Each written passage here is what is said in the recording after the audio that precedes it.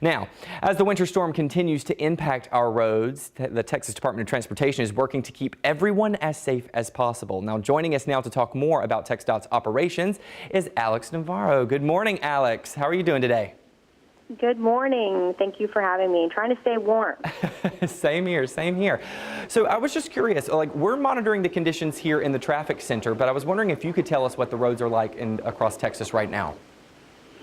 Well, what we're experiencing right now is as precipitation continues to fall, it's going to freeze. And so what we're seeing are slick conditions, hazardous conditions out on the roadways right now. And so what we are asking people to do is to stay home. Our crews are putting their lives on the line. You know, they're putting themselves in harm's way because they are trying to make these roads as accessible as possible for our first responders. And that's really what we want to, stress. If you don't need to be out on the roads, please stay home. Yes, I think that's a very important reminder how we need to keep the roadways clear for our first responders. And I know this winter system is completely different from the one we were tracking just last month. So I'm wondering, how is TxDOT responding this time around to these conditions? Well, I would definitely say that, we do have a process in place. So, we've got our emergency operations center up and running. We've got crews working 24/7.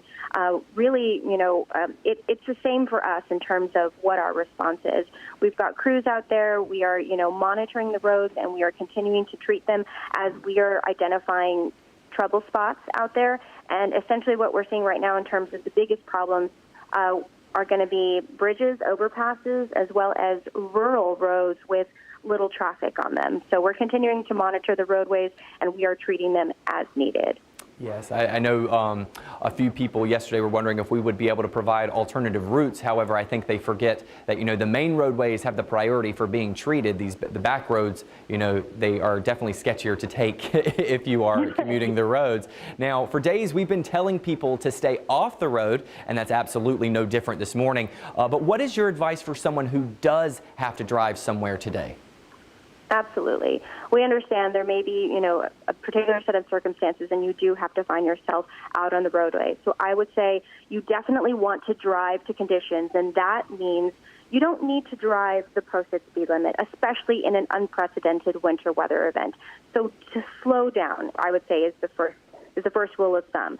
Slow down, and then definitely make sure that you are giving yourself ample space around your vehicle as you are, driving. If someone is passing you up on the roadway, unless it's an emergency response vehicle, they are going too fast. If you are passing someone on the roadway, you are traveling too fast. So you definitely want to travel much slower than you normally would on a dry road, and you want to give yourself ample space because in these slick conditions, as I'm sure many people personally know, you can start to slide, you can start to skid as you attempt to come to a stop. So you want to make sure that you're giving yourself ample space to safely do that.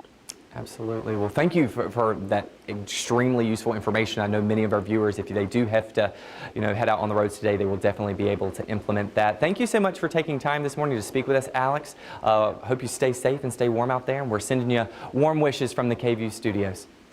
Thank you so much. I appreciate it. All right, as we head to break, let's take another look outside.